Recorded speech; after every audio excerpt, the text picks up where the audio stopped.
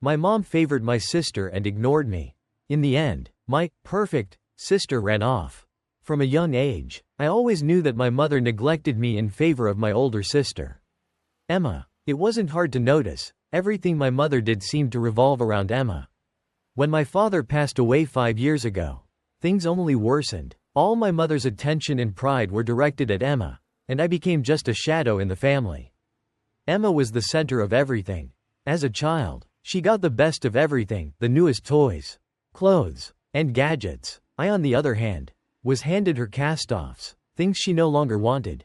Every birthday for Emma was a grand celebration with friends and family, while my birthdays were just quiet dinners at home with a small cake my mother bought in a rush.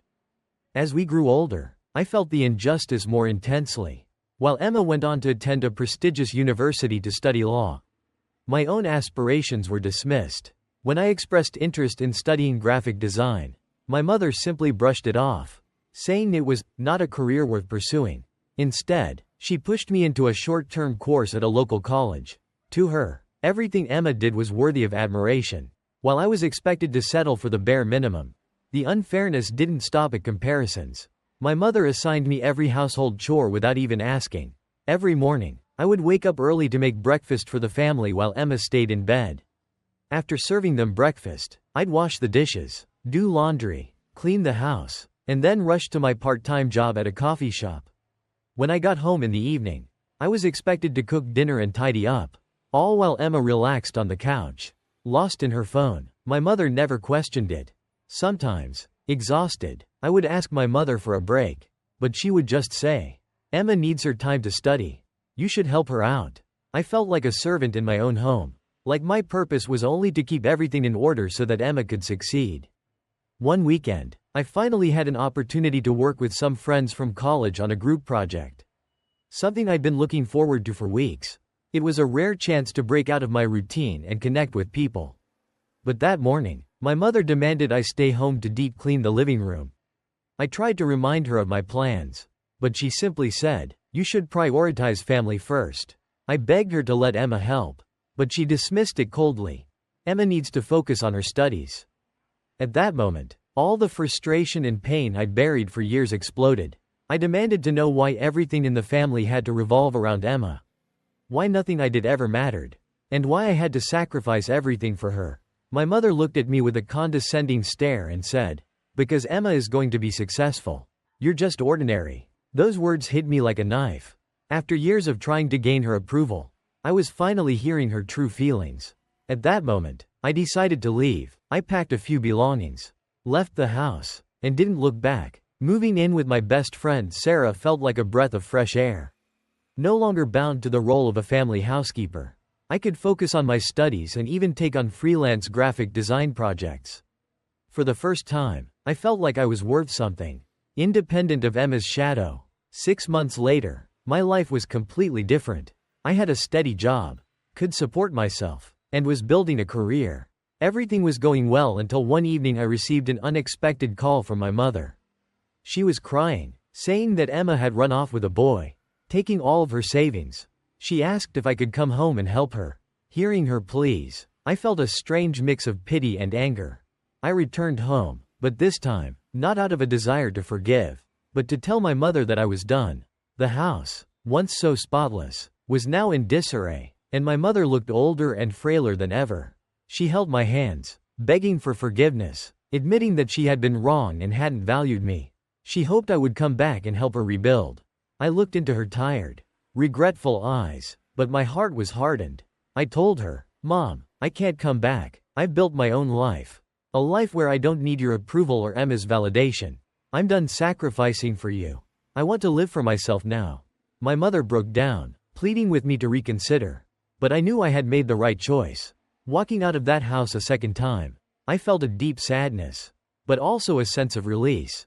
I no longer bore the weight of the past, my mother's impossible expectations, or the burden of living in Emma's shadow. Now, I am free to build a life where I am in control of my own happiness. My mother, however, will have to face the consequences of her choices alone. After my sister stole from me, my mother wants to defend her by sending me to military school. The story is about a teenage boy who faced many difficult days as he struggled with the favoritism his mother showed toward his younger sister. Here is the full story. The story begins when the boy, at age 14, discovered that his sister had been repeatedly stealing money he had diligently saved over the years. His younger sister, spoiled and never expected to do any chores, spent all her allowance on things like makeup, clothes, and fast food. Meanwhile, he had to do household chores to earn his small allowance from his father. To save money for a scooter, he took on various odd jobs around the neighborhood, mowing lawns and collecting bottles to exchange for cash. After 2 years, he had saved a substantial amount, but his sister repeatedly stole from his hiding spots. When he confronted his sister, she simply denied it. Whenever she was caught in the act, she would pretend to cry and run to their mother, painting him as the one at fault. Despite showing evidence of his missing money, his mother constantly defended his sister, not only refusing to reprimand her but even blaming him for pressuring his sister. Feeling that this was completely unfair, he decided to call his father for help. After hearing the story, his father immediately intervened, confronting his mother. Although she initially tried to excuse the sister's actions, she reluctantly admitted the theft but showed no remorse. To protect his son's savings, the father bought a safe and installed a lock on his son's bedroom door without informing the mother or sister. With this protection, he gradually felt more secure about his savings. But things didn't end there. His sister continued trying to break into his room, and during one attempt to open the safe, she threw it out the window, breaking the glass. This time, the father was more decisive, punishing the sister by cutting her allowance and forcing her to apologize. However, the mother still showed no regret and continued to support the sister, even attempting to pressure him further by forging the father's signature on an application to send him to military school. When the father discovered this, he was furious and decided to end this absurd favoritism. He demanded that the mother stop her unfair behavior and even threatened legal action if she continued to push their son out of the home. The situation reached its peak when the father found out that the mother was involved with an old high school boyfriend. This was the last straw, leading him to file for divorce and fight for custody of his son. The boy moved in with his father, finally free from the oppression and injustice of his mother. After the divorce, his relationship with his sister was completely severed, and they no longer shared any connection. He embarked on a new life, full of freedom and peace. This is a touching story of persistence and the determination to protect oneself in an unjust family environment. It also illustrates the strength of a father's love and protection, as he stood up to fight for his son's fairness and well-being. The story's conclusion about the mother and younger sister unfolds in a way that no one would have hoped for. Yet it reflects the inevitable consequences of their actions and the personalities they cultivated over the years. After the divorce and her son's departure, the mother gradually lost the control she once wielded within the family. Her life quickly became empty without the presence of her husband and son, whom she had frequently manipulated and vented her frustrations upon. Initially, she hoped to find happiness with her old high school sweetheart, the man who had rekindled her youthful feelings. However, that relationship didn't turn out as she had expected. Her lover was only interested in a casual, non-committal affair. Once he realized she was too reliant on him and seeking a serious commitment, he left her behind, alone and betrayed. She realized she had no one left by her side. Her dreams of control and love shattered, leaving her isolated, a fitting price for the selfishness and favoritism she had sown in the past. As for the younger sister, she continued her habit of stealing, having never learned to change her ways. Without her father's guidance, her mother's discipline, or her brother to exploit, she spiraled further into theft and dishonesty in the outside world. Her stealing escalated. She began to take from friends, coworkers, and even shops. Initially, she received minor warnings, but as her offenses grew, people lost patience with this habitual thief. Eventually, she was caught red-handed while trying to steal from a large store. She was detained and faced charges, with no one left to defend her. Her mother, now emotionally shattered and lacking the strength to help, could only watch helplessly as her daughter faced legal consequences. Seeing her daughter in handcuffs, taken away in front of others, deepened the mother's regret, but it was too late to reverse the damage. Both mother and daughter paid the price for their misdeeds. the mother was left alone with her sorrow and losses. And the sister confronted the law for her deep-rooted tendency to steal. This outcome serves as a harsh, but fair, lesson for the mistakes they made in the past. My wife's sister tried to kiss me and now my wife is spiraling. Help me. In the beginning, life with Jenna felt like stepping into a world of light and warmth that I hadn't realized was possible. From our first meeting, I was struck by her unique beauty. She had this grace that was both powerful and delicate. An elegance that didn't demand attention but earned it naturally. I would tell her daily how lucky I felt, how stunning she was, but every time, she'd deflect, laughing it off, often bringing up her sister, Mary, in a way that puzzled me. Just wait until you meet Mary, Jenna would say, almost as if it were a foregone conclusion that Mary's beauty would outshine hers. Mary was a former model with a conventional charm that could grace any fashion magazine cover. By comparison, Jenna's beauty was subtler, softer, something that deepened over time rather than flashing brightly on the surface. She was intelligent, too, brilliant, actually, a neuroscientist, fluent in multiple languages, and a musician, yet, somehow, her family couldn't see beyond the allure of her sister. It was a concept I would come to learn as the golden child syndrome. Jenna had grown up in an environment where her accomplishments were often overlooked in favor of her sister's superficial charm.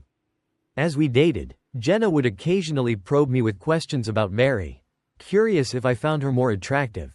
Every time, I'd brush it off, reaffirming to Jenna that I was taken by her and only her. I reassured her that I found Mary's beauty plain in comparison to hers. This reassured her for a moment, but a deep-seated insecurity lingered beneath the surface, one that I didn't fully understand until much later. The first time I met Mary, I understood, at least in part, why Jenna felt as she did. Mary was captivating, yes, but her mannerisms felt exaggerated. She held herself in that manner that models do, every movement calculated for effect. And yet, there was a shallowness, an emptiness in her gaze that made her beauty feel like a facade. Jenna was refreshingly real, a stark contrast to her sister's polished performance. But my admiration only seemed to fuel Jenna's insecurities.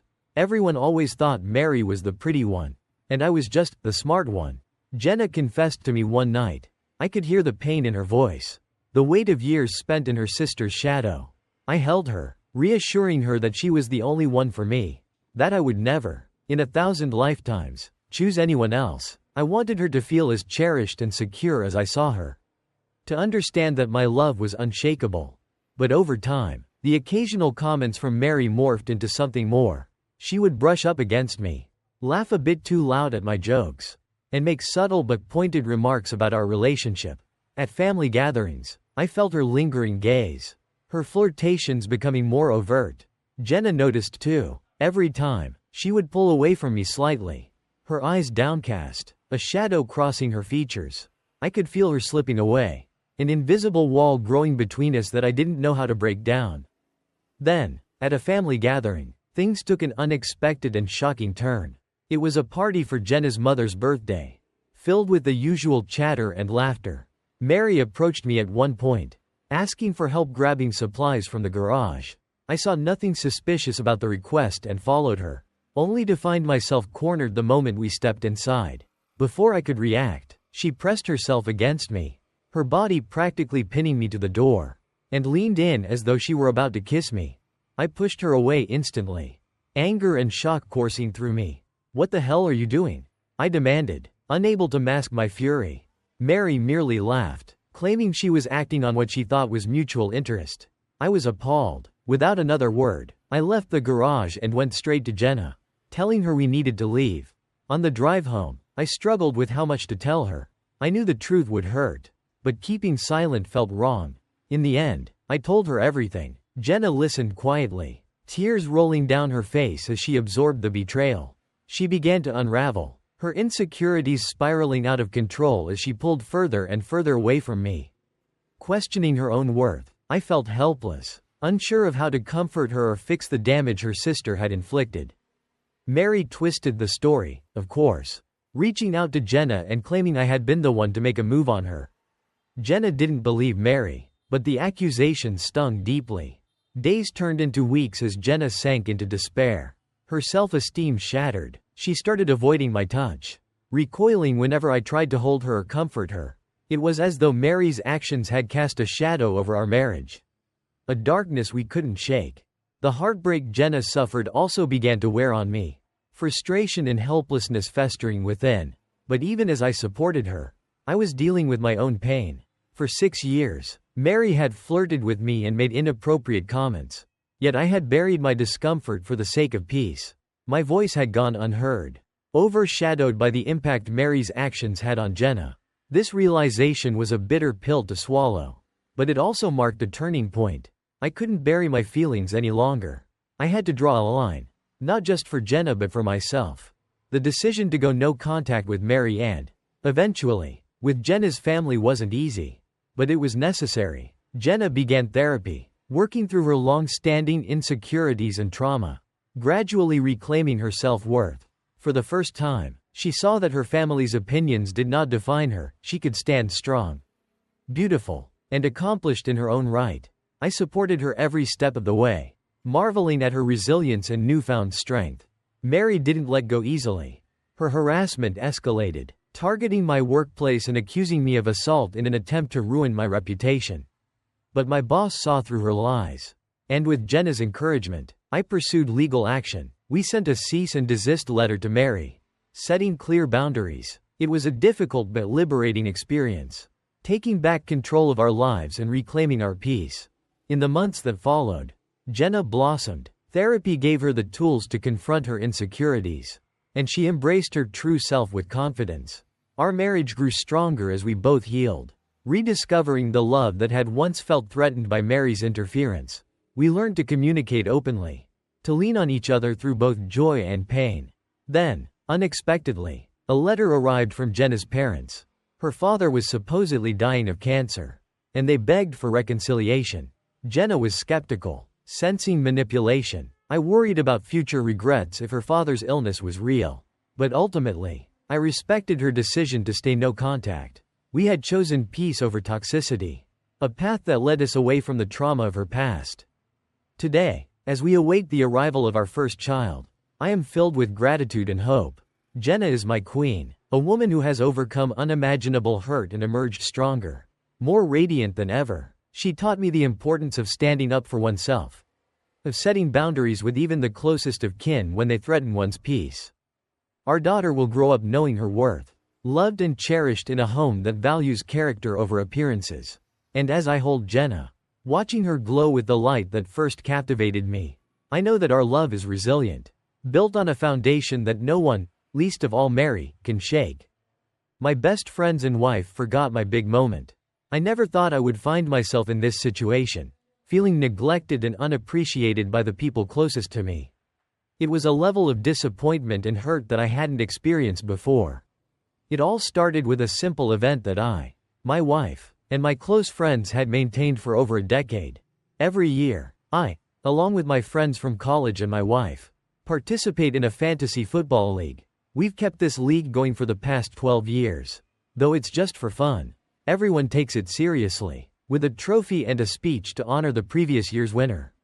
In recent years, one of my friends had won 6 years in a row, and each year, we held a big celebration for him, complete with the trophy and a dedicated speech. This year, I finally broke his winning streak and took home the championship. As the person who usually organized the celebration, arranged the trophy, and made sure everything went smoothly, I was looking forward to finally being on the receiving end of the recognition. When the day of the event came, I felt something was off. No one mentioned my win. After a few hours, my wife, who had had a few drinks, casually said she didn't even know who we were honoring this year. I reminded her that I had actually won this year, and I could see her expression change. She looked a bit confused. My friends around her also looked uncomfortable, glancing at each other before laughing and saying, "Wait, it was you?" It was at that moment I realized that nobody, not even my best friend or my wife, had remembered that I was the winner. No one had planned anything, no trophy, no speech, nothing. My wife tried to fix it by arranging for a round of applause when I came out of the restroom. But that only made me feel worse. The friend who had won 6 years in a row laughed hysterically at everyone's forgetfulness, making me feel even more isolated. In that moment, I felt utterly alone, like an outsider at a celebration that was supposed to be mine. The next morning, my wife offered a short apology and tried to make it up to me with a casual gesture. But that just made me feel even more disappointed.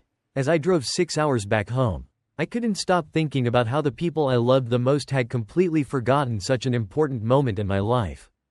Once I got home, I couldn't hold it in anymore. I sent a message to a few friends in the group, expressing my disappointment. I knew I might feel calmer tomorrow, but the sadness and the sense of being let down lingered. Some of the comments I received from online friends provided a bit of comfort. They suggested that maybe because I was always the one organizing everything and making sure people felt appreciated, no one else thought to do the same for me. They advised me to talk openly with my friends and my wife, not because of a forgotten fantasy football win, but because of the underlying feeling of neglect and unappreciation. The next morning, I slept in the guest room. My wife tried to talk to me, hoping to resolve things quickly. But the first thing she said was, "This isn't that big of a deal, it's not like I cheated on you." I didn't respond, only feeling more hurt. She continued, asking how long I planned to punish her, and I simply replied that it wasn't all about her. She looked visibly frustrated, and this only deepened my sadness. None of my close friends took the initiative to apologize in front of everyone for the oversight. The friend who had won for 6 years even laughed at my awkwardness, which made me question whether these were truly the people I could rely on in life or just college friends for casual fun. I had spent so many years organizing these events, making them a fun tradition, only to be ignored when it was my turn to be celebrated. I started to wonder if I should reevaluate these friendships and my expectations of them. Are these really the people I want to count on during life's important moments? As for my wife, I realized we probably needed to have some serious conversations to address our differences in how we express respect and appreciation. Sometimes, the people we love the most are the ones who hurt us the deepest. Not through grand betrayals, but simply through a lack of understanding of what we truly need.